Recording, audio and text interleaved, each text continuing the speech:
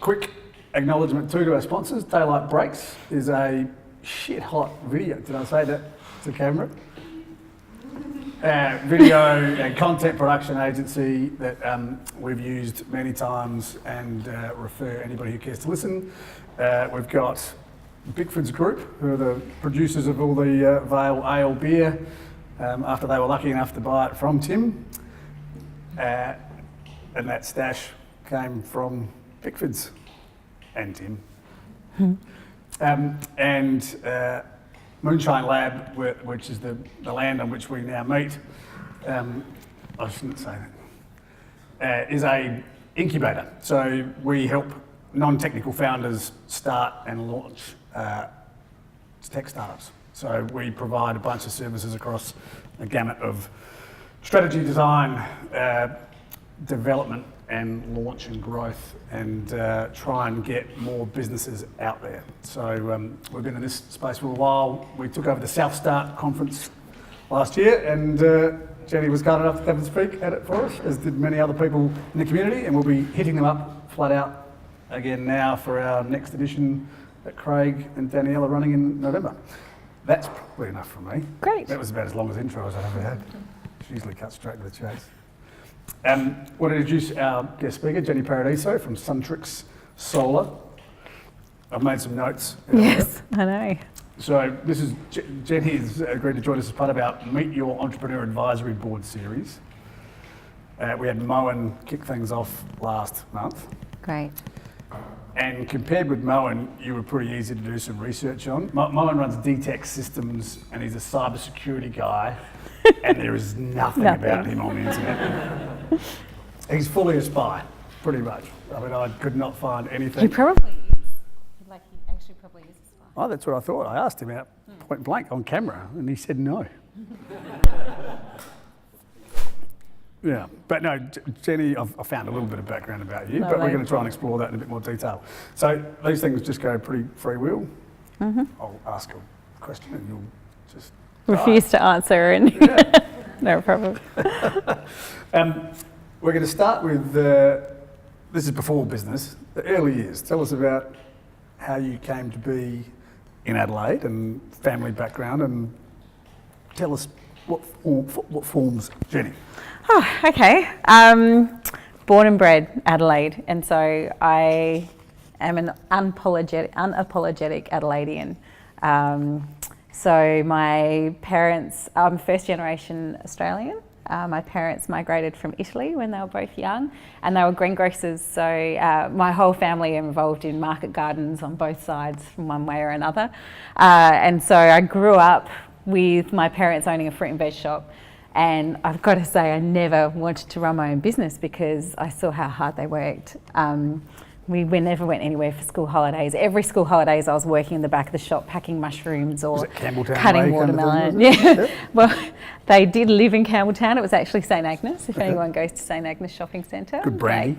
Sam's Fruit and Veg Market was there for like 35 years. So cool. I spent all of my school holidays there, and I learnt some really good work ethic values from my parents in regards to hard work and perseverance, and I think that stuck with me forever.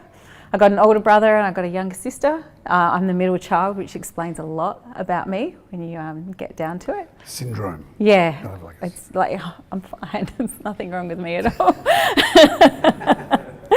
Yeah.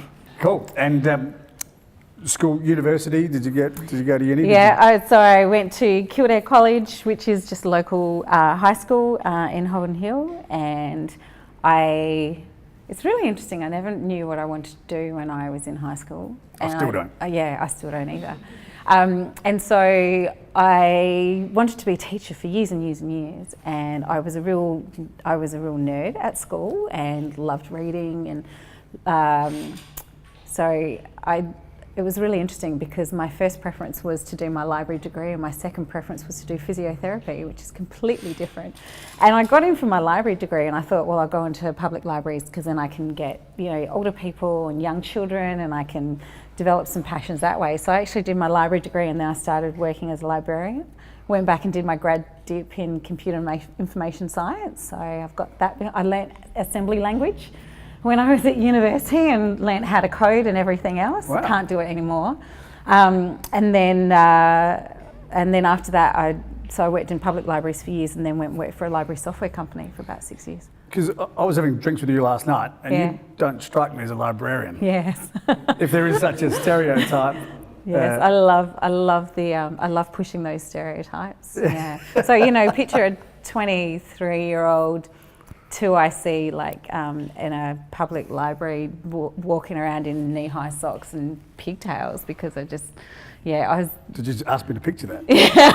No, but it was just. Feeling mildly uncomfortable. Yeah, I know. Sorry about that. But it was just it was good to be different in that industry, and I loved public libraries. I still love public libraries. They're a very undervalued space for a lot of people, and the communities that you can get involved there, and it's just, I learnt so much. Everything I know, I learnt while I was working in public libraries. Yeah, they are cool places. Had a great mentor, like my library manager was amazing. And were there hundreds of book clubs that would sort of get together? In Probably, but I didn't see any of No. those, yeah. It was great though, Oh, really good. loved it.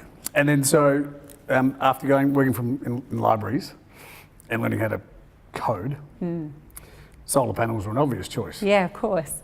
Yeah, you're going to ask me how that started. Yeah. Yeah.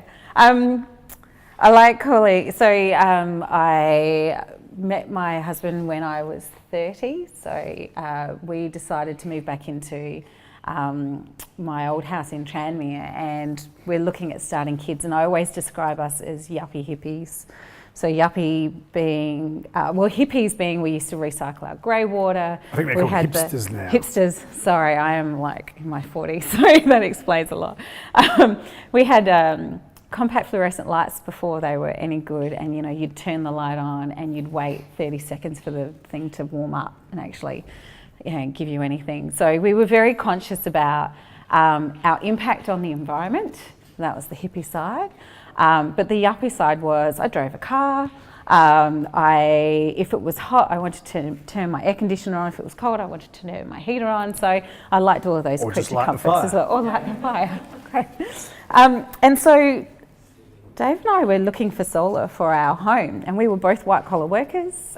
He was a network engineer. I was And working for a when library was this software company. roughly This was before the 13 rebate scheme, years or ago. when it was just a Yeah. responsible thing to do, is put Yeah, solar panels yeah. on?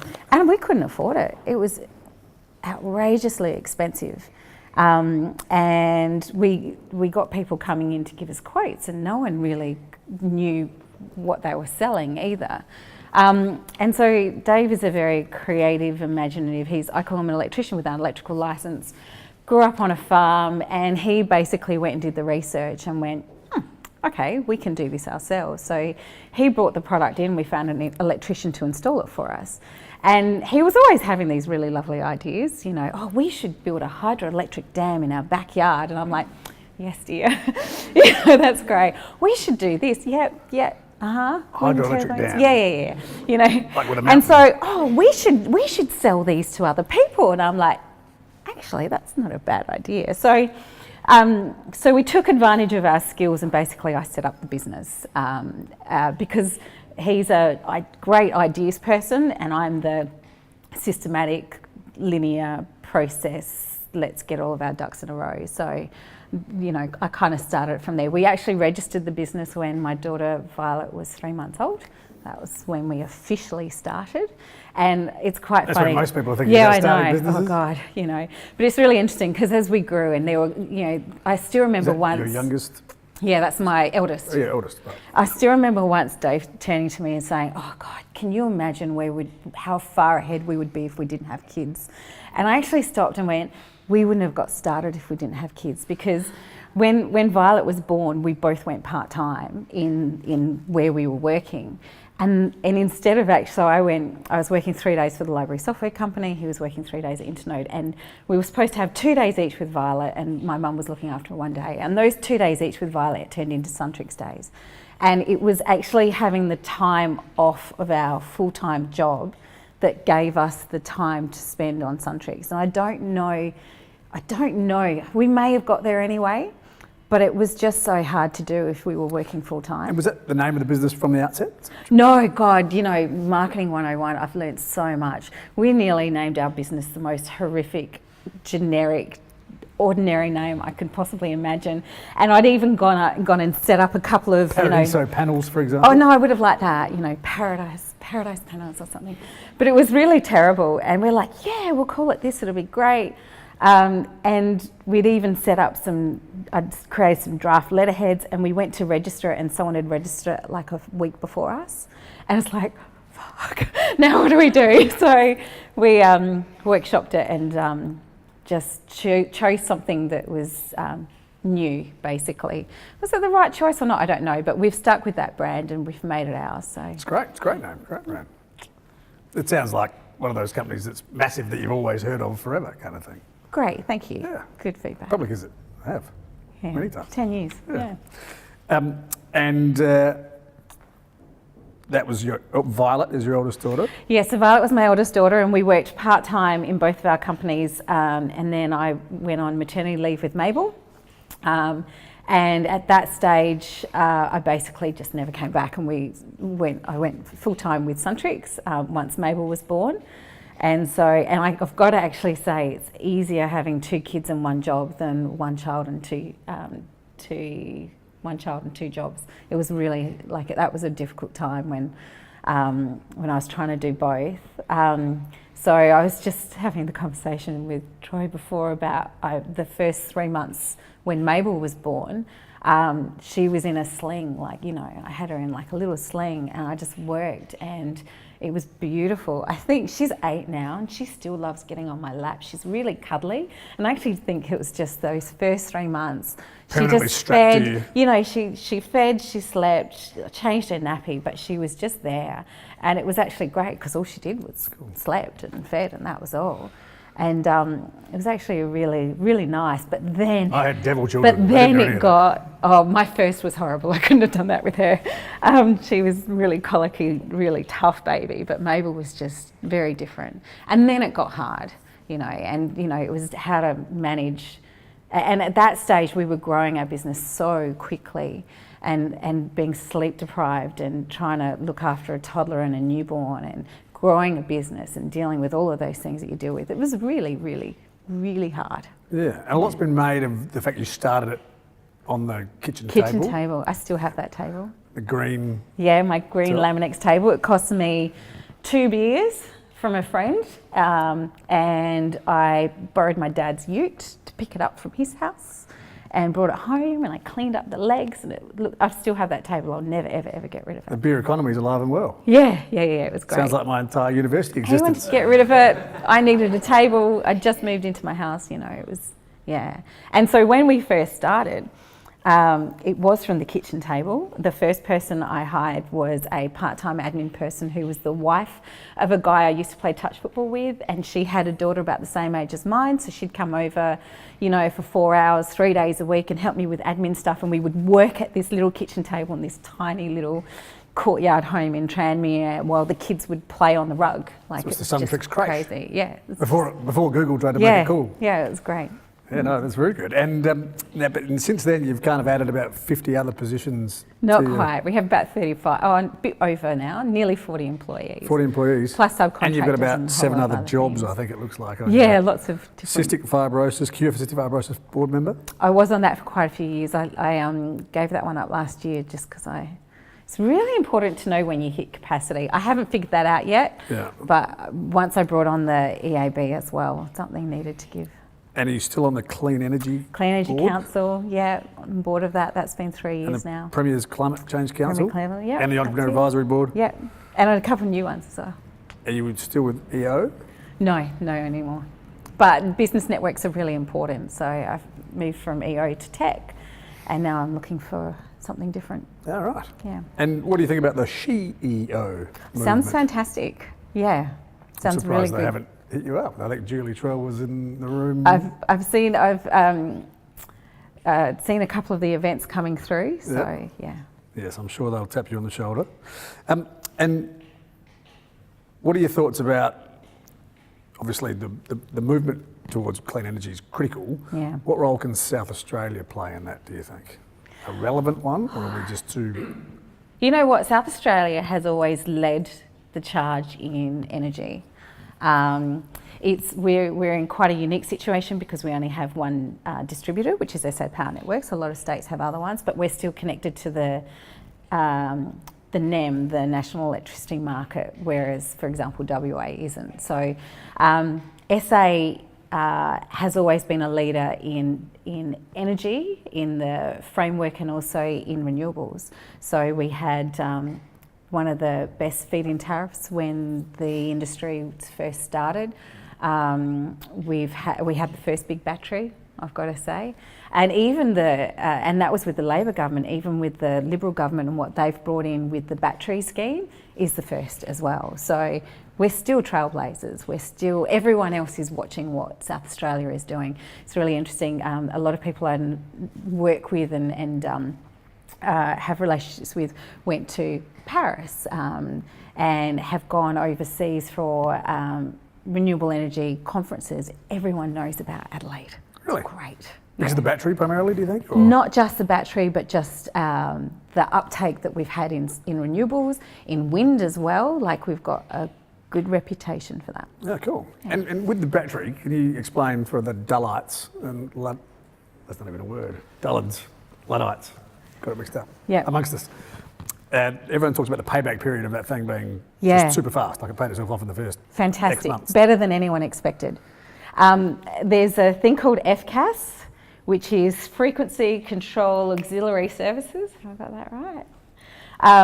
And that on its own has saved more money than they ever expected with this battery. It's great. So it's being utilised. So I think it was the whole, we don't want the lights to go off. That was the whole idea behind the battery in the first place. But the other benefits that it has provided has actually made it even more valuable than what we expected. Is that because by having that backup, the demand price doesn't spike when the main that is networks definitely go down? part Is of that it. part of it? I mean, Yes. I'm just trying to get my head around Definitely it. part of it, yeah.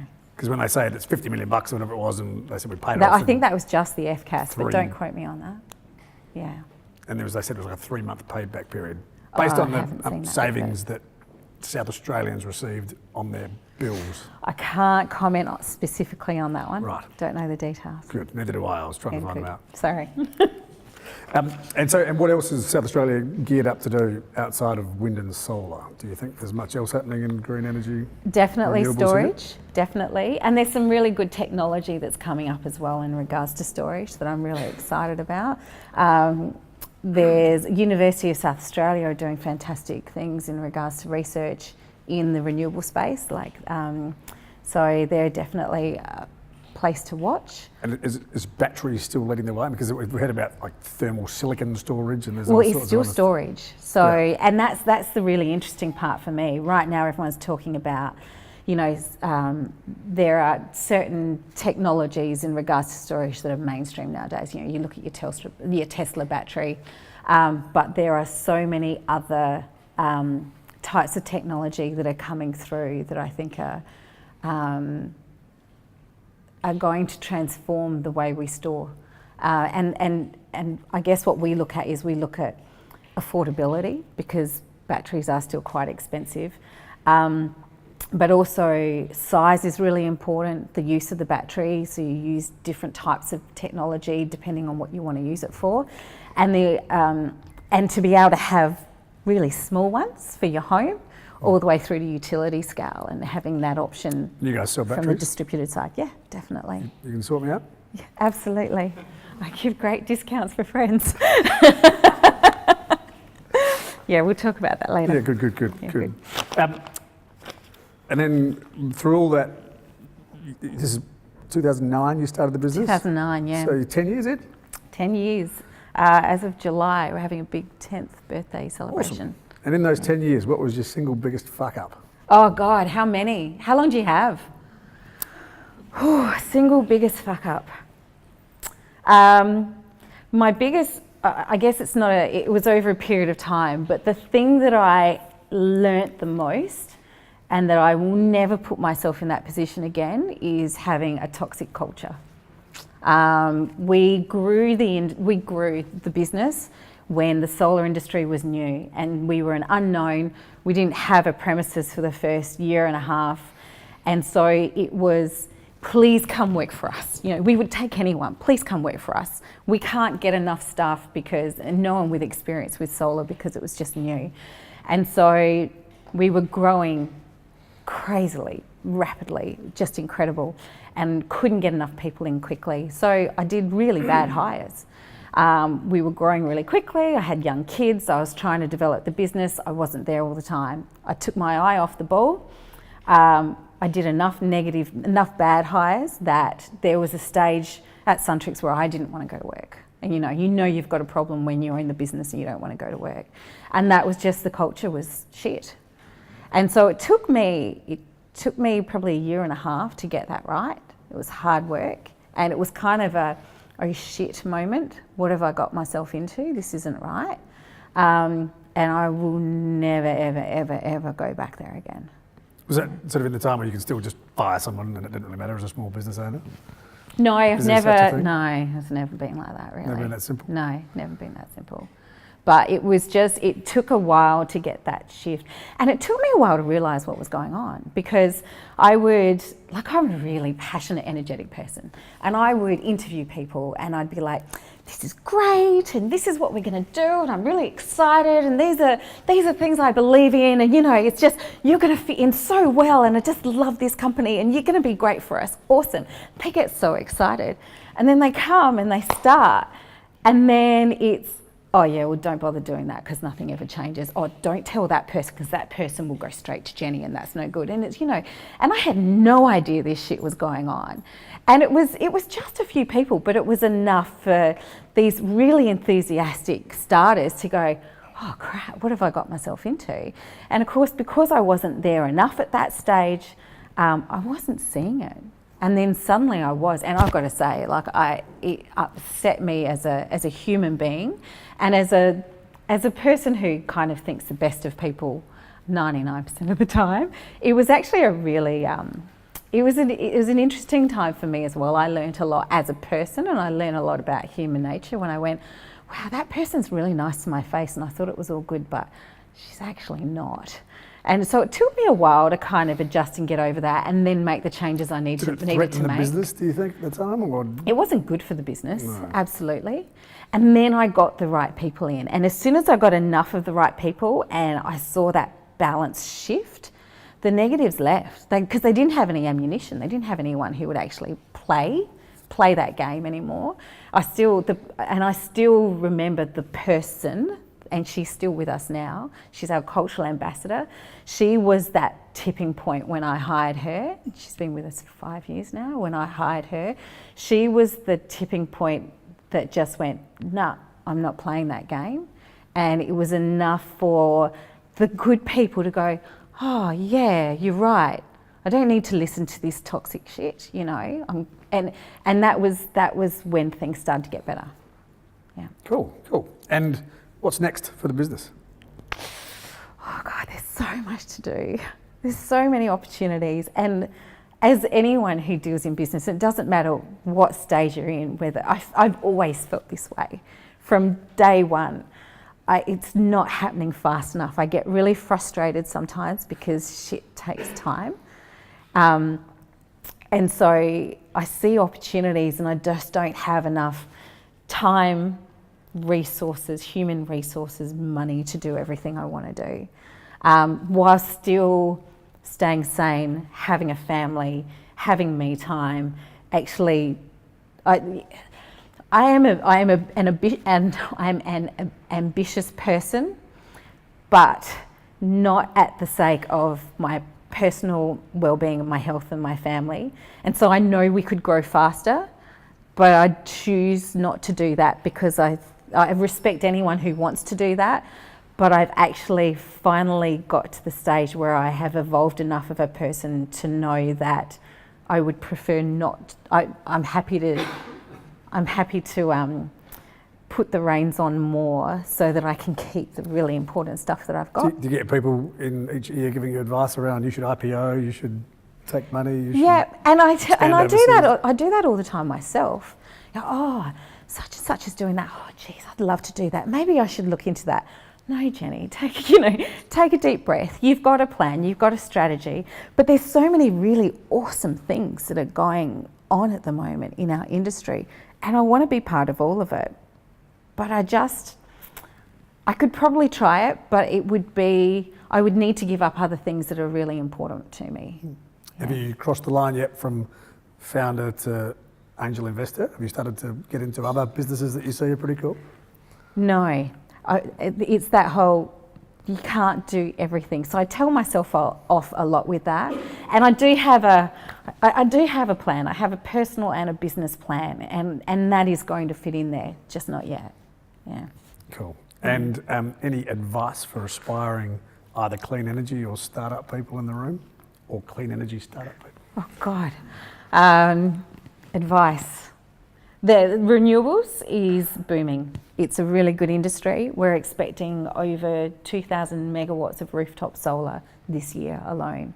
And we see that increasing a little bit more before it does start to peter off. But it's also having a look. Can you translate, how many panels is that? I actually said I wasn't going to swear a lot. I was about to say a fuckload of panels. It's a fuckload of panels. I can't tell you how many panels are in that many megawatts. And that's just rooftop solar. That doesn't include wind, if hydro, if we do get more hydro as well, where there's a few plans on there. But it's a lot. Yeah. And so I think I've got 10 kilowatts on my roof. Good, that's great. That's not bad for a residential at all. Yeah. Yeah. Still doesn't good cover work. The cost. But there's a lot of other technology, and I'm really waiting for someone to come in and truly disrupt our business, our industry. And I want to be that person. I'm just trying to figure out the best opportunity, best ways to do battery or storage most Storage likely is going to be a very big one, but it's that whole tech space as well. It's the energy network is changing. It's how we buy and share our electricity. That there's some really good opportunities there. And the regulations are still catching up, and industry generally does push these changes in general. I see it's going to be like that with us as well. But if I've got a solar system on my house and it's generating more than what I need, I want the opportunity to be able to give it to my neighbour and sell it to them, or give it to for 2 beers, or give it to my cousin who lives in Brisbane, who pays a lot more for her electricity, and just give it to her because she's family and I don't need it anyway. Or to put it out on the market and sell it to the highest bidder, to set up fantastic little networks within housing communities where they have their own little grid. A pool of their own little grid, you know? So, and they share that with battery storage as well, where they're actually connected to the grid or not. There's amazing opportunities there in regards to technology and just how we share our energy.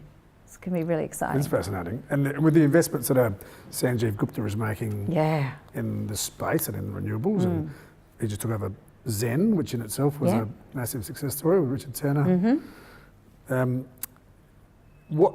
His view, I think, was that generation is the most important thing, as long as it's stable. Yep. And then renewables, because it'll be ultimately cheaper and better for the planet. Yeah, renewables are cheaper. But he's also just bought a coal mine as well. I think. But look at all the investment he's done in renewables. It's incredible, and renewables are now cheaper. Like, they are cheaper. We just got to look after the intermittent part of renewables. Yeah. If the sun isn't shining and the wind isn't blowing, how do we make sure that we can store that energy so we can use it when we want to? And I think that's kind of going to be the next step.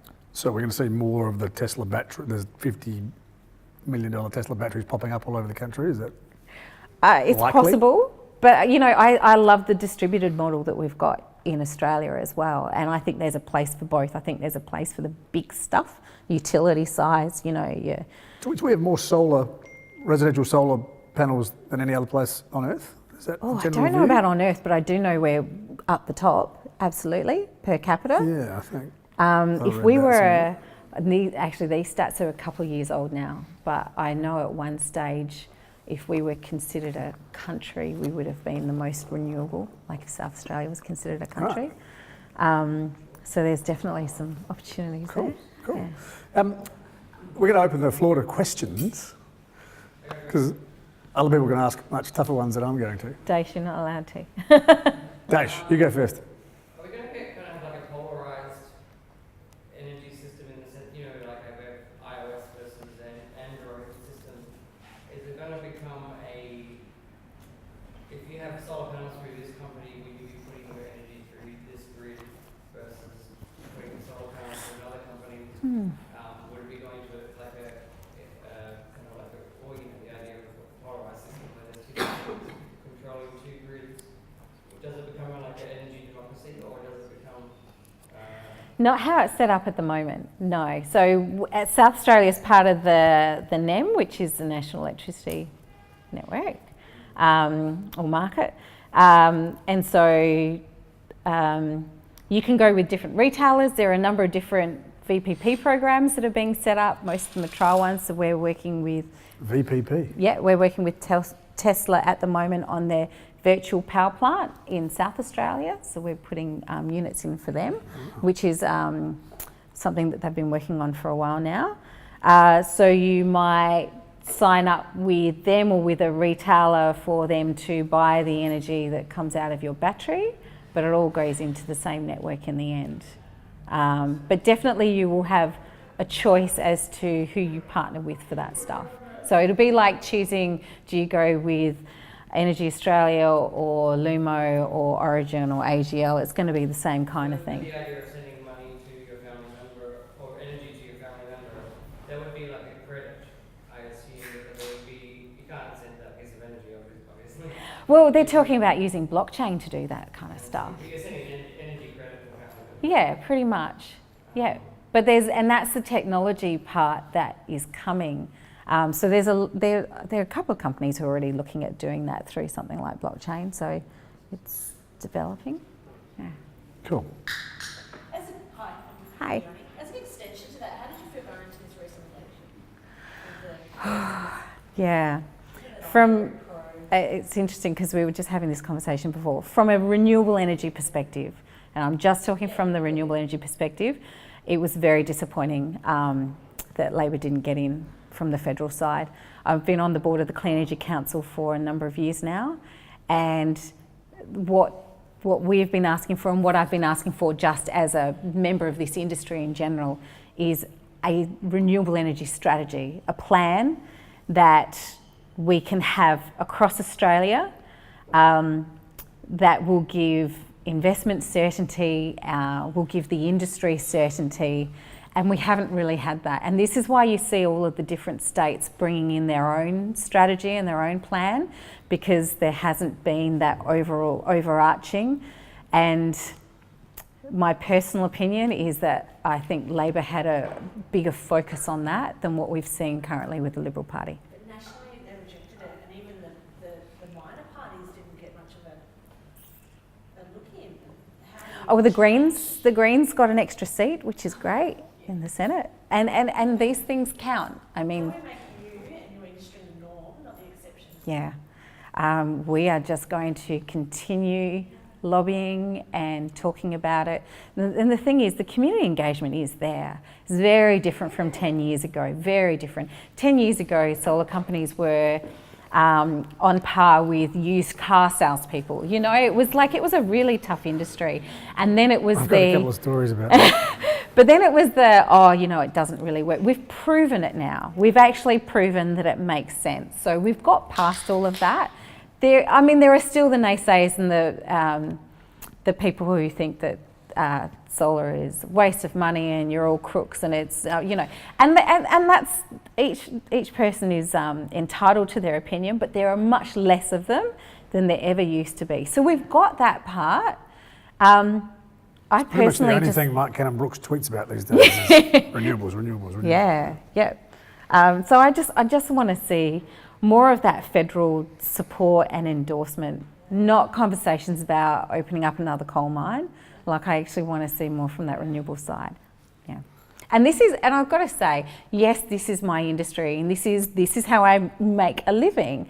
But it is more than that. I was interested in this well before Suntrix. I started Suntrix because of the passion, because of this is my way of doing something about it. I joined the Clean Energy Council Board and the Climate Change Council because this is my way of doing something about it. I don't think people are apathetic. I don't believe that, but I think maybe it's just too mainstream now and they don't think it needs more attention. I'm not sure. Yeah. Sorry, John? We talked about infrastructure before. We talked about trading, well, not actual energy, but dollars worth of energy to Queensland. But what about the interconnectors and things that are going? There's plans for a new one. Yeah. There's the one in Victoria, just fairly recently got upgraded in terms of its capacity because of the massive flooding and whatever. How does that play into your planning of your business? How does it play with my business personally? My business personally, nothing. In regards to, it's really interesting, and so I can only tell you what I have gathered from the people that I talk to about this. And I had a conversation with someone quite recently about the proposed interconnector between South Australia and New South Wales. And the question that I had, and this is someone in authority who is who lives and breathes this stuff, whereas I don't. And so my question to that person was, so by the time we get this done, is it going to be too late?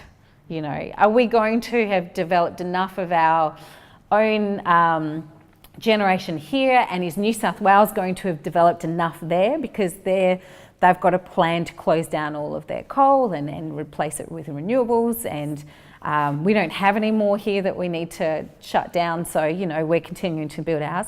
And my question was, is it going to be too late? These things take years and years and years. And the feedback I got was no, it's still going to make a big difference. It's going to give us an opportunity to sell our excess across to New South Wales and vice versa when we need it. So that's the feedback that I was given, but I don't live and breathe that part of the industry, so that's probably as much as I can tell you. Yeah. Albert? What's your thoughts on enhanced geothermal power and also... I missed the first bit of that. Can you say that again? What's your thoughts on enhanced geothermal power and what's your thoughts on the government renationalising the electricity grid? Oh, geez, I thought this was going to be about starting business. This is crazy. That was a tough one. The thoughts on, sorry. Geothermal. Oh, enhanced geothermal, I don't know enough about it. I really don't. And I'd love to, but what I can say about that is that I'm a big believer of solar, and I think winter's got a place as well. But I actually think that diversity in renewables is actually really, really important. There was, when solar first started, and before it became really commercial, it was very, very, very expensive. And a lot of these new technologies start off as being very, very, very expensive. So it's hard to justify bringing in new technology because your payback period is so long. But unless we actually do some of those pilots and demonstrate the viability of it and actually get that industry up and going, it's never going to happen. So I think it's important to pilot that stuff. Yeah. Troy? I'm going to do a right turn and get back onto your business. Because I don't know anything about energy. I guess the essence of my question is, why do you do all the stuff that you do? And the question here is you're running a successful business, which I can imagine takes a whole lot of time. You've got 2 kids that you're obviously really involved with that take a whole lot of time. And I know you've got hobbies and sport and stuff that take a whole lot of time. And then you're on 7 boards. No, not that many. 17, I think it That's- was. 17 boards, you've done all this other stuff. And then rocked up here on a Monday night to chat to Yeah, us. and then here you are, and I see you all over the place. I mean, something that I struggle with is I get all excited about doing all this stuff. But how do you find the time, and why do you do it? Yeah. So there's actually a couple of answers on that one. When I first started Suntrix, I sat in my own little bubble and worked my ass off and, worked on the business. And then I'm not sure how many people know we had a massive disruption in our industry. quite a few years ago. So we've got the renewable energy target was set up. It was bipartisan support, and it was a government incentive to help raise that industry and get the industry started in Australia. And I have to say, in regards to politics, and I must say that when Tony Abbott lost his seat on the weekend, I was actually really happy about that, because he single-handedly put a massive dent in the progress of our industry in renewables in Australia, because he put in I guess you could say, a review of this target, this renewable energy target that had bipartisan support and had been set for 2020, and then suddenly overnight everyone was too scared to buy solar because they didn't know whether the incentives were going to be canned. And so we went from 3 states, 30 plus staff, big overheads, growing our business, to I can't sell anything because everyone's too scared. And that actually went on for 18 months. And we saw a lot of good companies go out of business. We really struggled at that stage. It actually made us a better company in the long run, and it made me a much better business person. It's really easy to run a business when everything's going well. You don't actually see your true value and your true worth as a business owner and as a business leader until the shit hits the fan. And I learnt that. I learnt that the hard way. But it was you can't regret these things. But it was at that stage when government were making decisions that it was affecting my business, my livelihood, and all of those people around me, and the industry as a whole. That was when I actually looked outside my bubble and went, how can I be an influencer?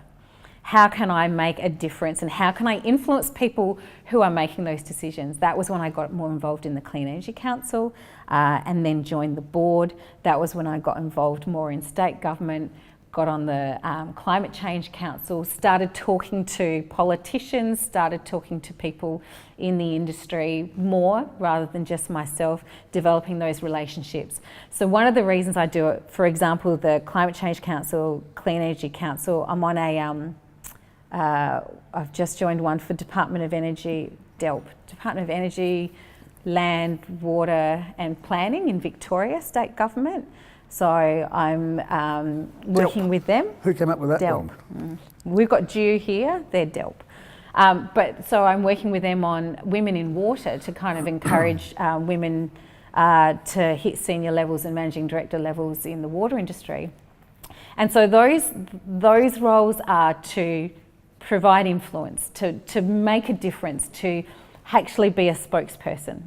And then there's the Cure for Cystic Fibrosis, which I did for about 5 years, which is giving back, which is actually going, I am so blessed to have a job and a home and 2 perfectly average, ordinary children, who have no challenges other than having to get up in the morning, and go to school. Like, I'm so blessed, and to want to give back time and, just to contribute, to give back.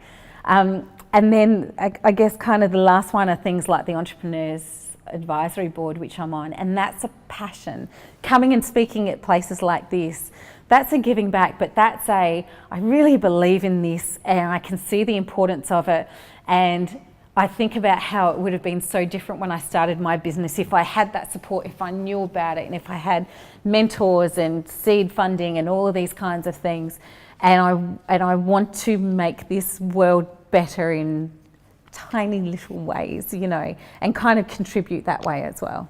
So, did I answer that okay? Yeah. That's great. Yeah, good.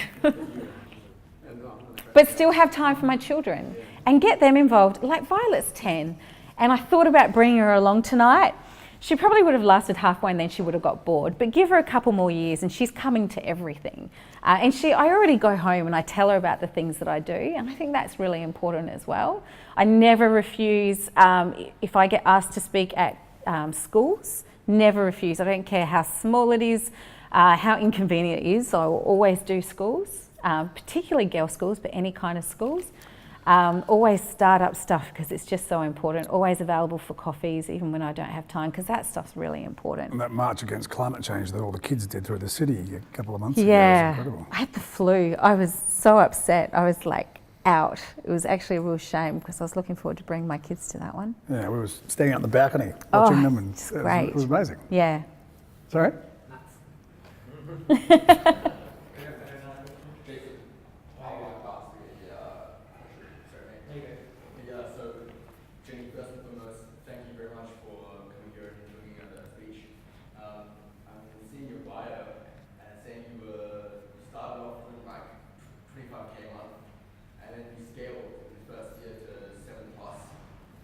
Yeah.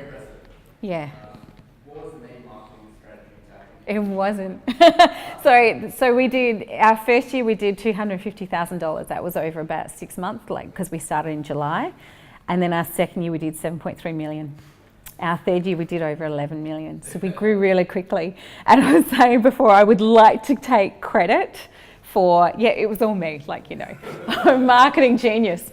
But it was the industry. It was, we got in at the right time, found an opportunity, found something that there were fantastic government incentives, federal and also state government incentives. And so it was, the sales weren't the thing that I'm proud of.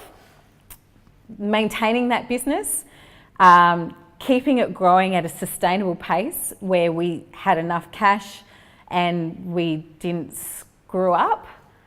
We saw a lot of companies go out of business at that stage because they were growing too fast, had no idea what they were doing, and crashed and burned. So I'm proud of the fact that we didn't crash and burn. As I said, we didn't do everything right. Culture was shit. It was like, you know, we made a lot of mistakes. But that, you know, the librarian in me made sure that we did it sustainably and didn't completely screw things up. That's the bit that I'm proud of. And so we grew really quickly because of that. And again, I had like a toddler and a newborn, and it was just like, I do look back and I was sleep deprived. I have no idea quite how that happened. Good networks, good support network. The hard part was when we had that downturn in the industry, and then growing it from there has been, that's when I've learned all about sales, marketing, how to do all of that stuff. It was when we couldn't get any sales. We turned over most of our sales team during that period because what we realised was that the salespeople we had beforehand were more order takers. You know, you just needed to turn up and explain things to them and you would probably get the sale because it was a great time to be selling solar. It's very different now, very different environment now to what it used With the to be. rebates, I think the payback period was like 2 or 3 years or something like It that. still wasn't is it? actually, you know, Yeah. it's still, you know, 3 years is a pretty average payback period. Sometimes it's lower than that, sometimes a little bit higher. So that's good, but there's a lot more competition out there and people are much more savvy, which I actually think is a good thing. But it wasn't, the feed-in tariff has changed. So during those times, you were getting incredible feed-in tariffs for anything that you weren't using that you're selling back to the grid. Yeah. Question. I'm wondering, how do you transfer your vision in your team? Or what was the technique? What have you done? Because it's really difficult. Like generally when you're an entrepreneur, you have an idea and you think, oh my God, there, Yeah. and it works. But not the others. So how have you done it without making them feel wrong or just passing passion? Because that's what I think is. So I'm in a privileged position where I choose who I work with, and it's really lovely. And so you hire people who share that vision and that passion with you. So it's not, they're not wrong because they're along for the ride and they're sharing that. I never used to be very good at that. I'm still working on communication. I think I will always be working on communication. But we're much better at it now. So we have a strategy that we do every year, beginning of the year, with our management team, which then, you know, goes up and goes down. And we have monthly meetings where we go through all of that and we have a look at where we're at with that strategy to make sure we're executing. Writing a strategy is great, you need to execute it. So that was the bit that we always struggled with, and we're much better at it now. We can always improve, but we're much better at it. We also have monthly meetings as well, and that's all staff, because we've got a couple of locations, so everyone gets in on a Zoom call. And you know what I start with is just letting people know what the heck I've been doing. Because, so I spoke at a startup and I've got Vogue codes tomorrow night, so I'm doing 2 speaking things this week. I was in Melbourne last week for a board meeting for this, and this is what I learnt, and this is what's happening, and such is going to this training session, and there's a rally for this, you know, for school kids, and just letting the staff know what's going on. Sometimes we give an update on our strategy. We have our company values posted around the walls of the office, and every now and then I'll be like, everyone close your eyes, okay, now tell me what our 4 values are, because they immediately look around. 4 values. It's really interesting. We set these values up quite a few years ago now, not at the beginning of the business, but quite a few years ago, and every 2 years we kind of seriously reevaluate them to see whether anything's changed, and they haven't changed. And I openly admit that they are my personal values as well as the company values. That's the advantage of being the boss. You know, these are my values, hence they're the company values as well. These values are listed on all job descriptions. So they're on the JD, they're in performance management, you know, as well. They're in the performance appraisal stuff, and I go through them before I hire anyone. So in the interview, I tell them what our values are, and the way I broach it is, if this isn't your thing, that's okay. You know, good luck to you. But it better you know this now and choose not to take the job than come in and these are our expectations and you're not happy with them. So the 4 values we've got is do the right thing. And that basically means no dodgy shit. You treat people how you want to be treated. If you make a mistake, you own up to it and you fix it, pretty much. You respect people and treat them how you want to be treated. Next one is continuously improve. So always looking at how we can do things better, differently, you know, saying, but that's how we've always done it is not vocabulary that we use at all at Suntrix. We've got some great people, and in our monthly meetings, we have a monkey award. We have a monkey award and a Perry award, monkey see, monkey do.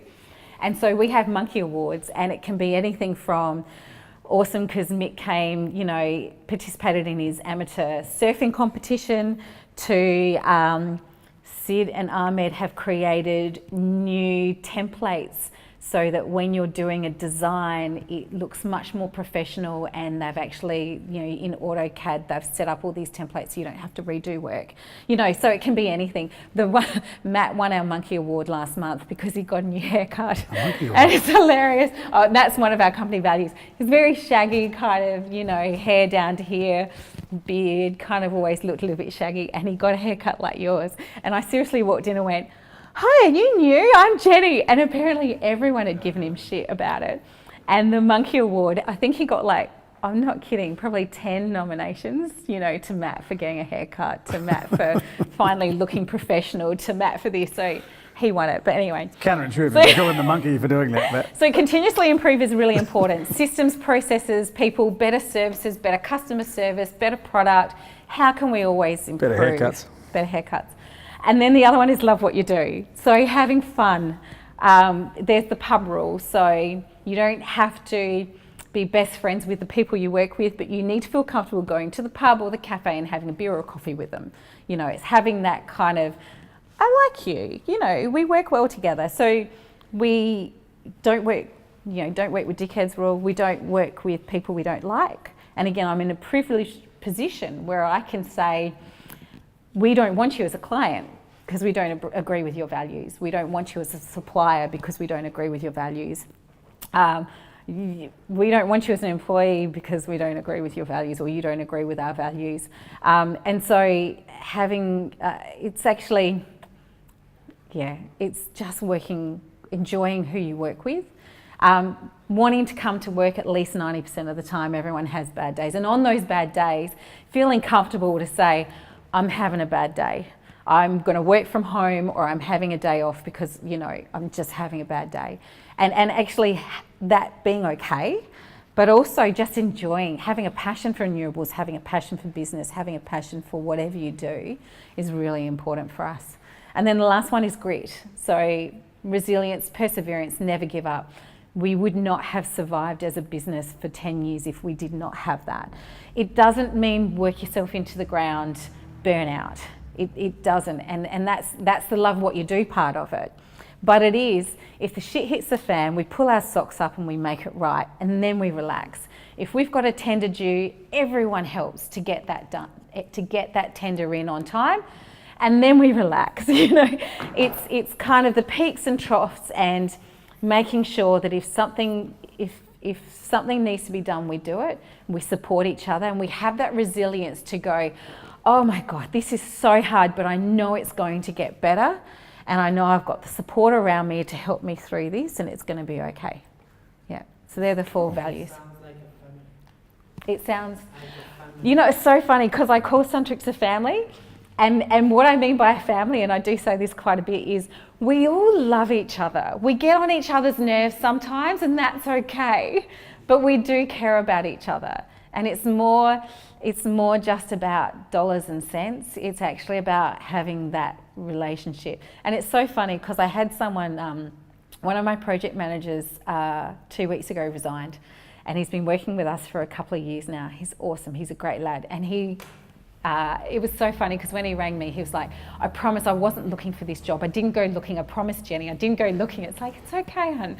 And he got headhunted for this amazing role that I can't offer him that experience. I can't offer him that salary and that experience, and it's what he wants to do. And so it's so hard to say goodbye to these people, but he's outgrown us, and I'm really happy for him. I don't want to lose him, but I'm really happy for him. And I've told him, if it doesn't work out, come back. We're here for you if you want us. But it's kind of, and he actually said to me, he said, I really love working for Suntrix. I love the people. He said, and I'm not saying this to like boast, but he said, Jen, you're the best boss I've ever had. I don't think I'm ever going to have one like that again. And I love it here. And so I've been umming and ahhing about this, and I wanted to ring you and I wanted to talk to you about it.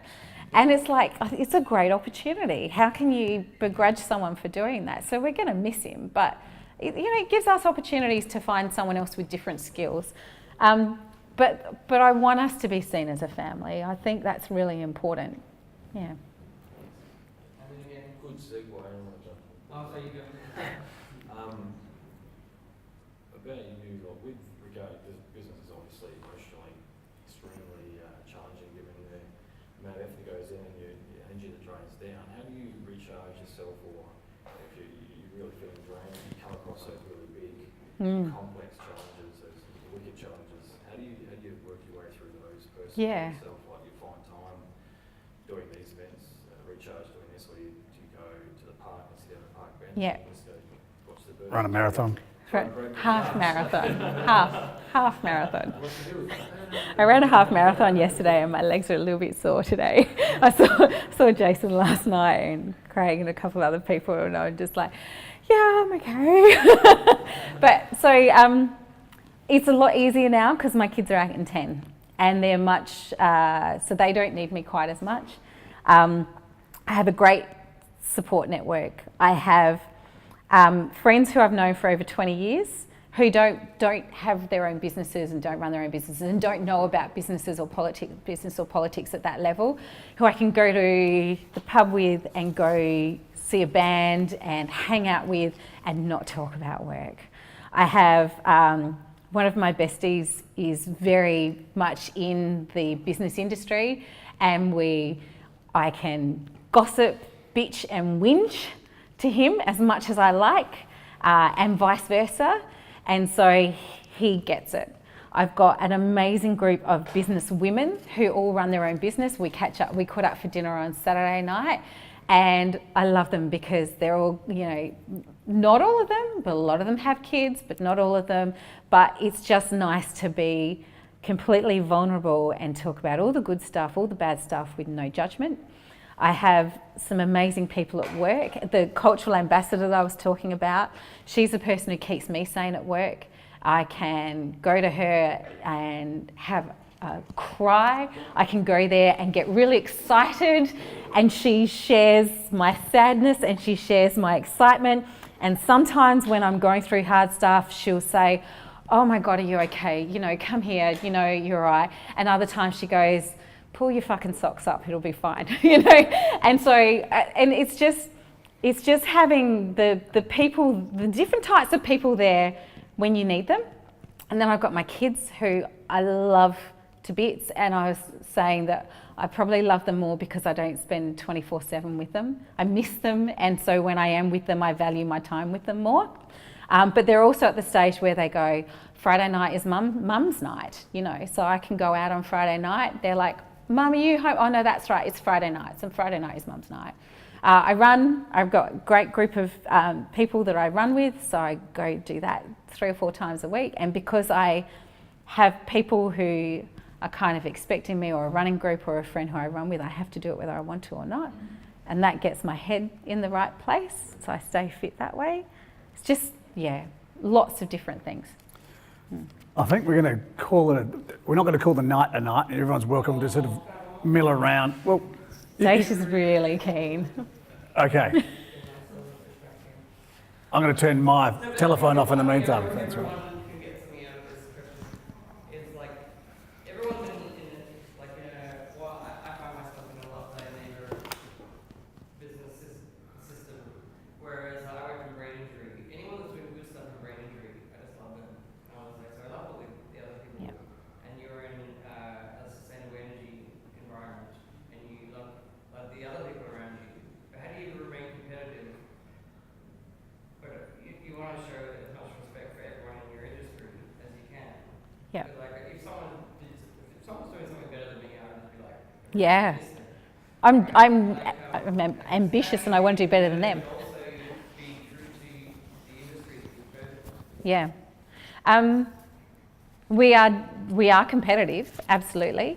I don't love everyone in our industry. Like any industry, there are cowboys out there that I think are doing, that are giving us a bad name and are not doing the right thing and are out there just for the money. And I don't like that at all. I respect everyone's right to start a business and be ambitious and want to make a profit and everything else, but not if they're doing it. In any industry, there'll always be that. There'll be people that are doing really nice things that you believe in too. Yep. You want to be competitive with them Yep. too, obviously. Yeah, and I think we manage both.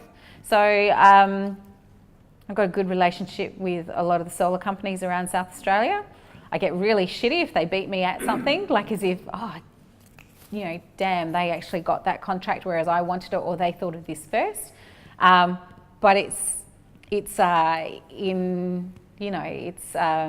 we all get along really well. I do remember one of the other solar companies who I know quite well, I know the owner at all the networking events we go to, we were bidding for a church on the street that I drive down to get to Suntrix. You know, it's on the same street down the other end, so I drive past it every time I go to work.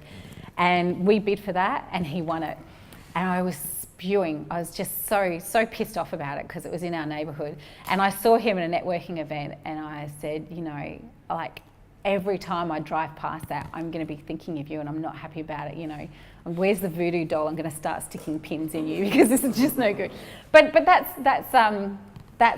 that's good competition. Good competition is great. It makes us better. I think it's every time something.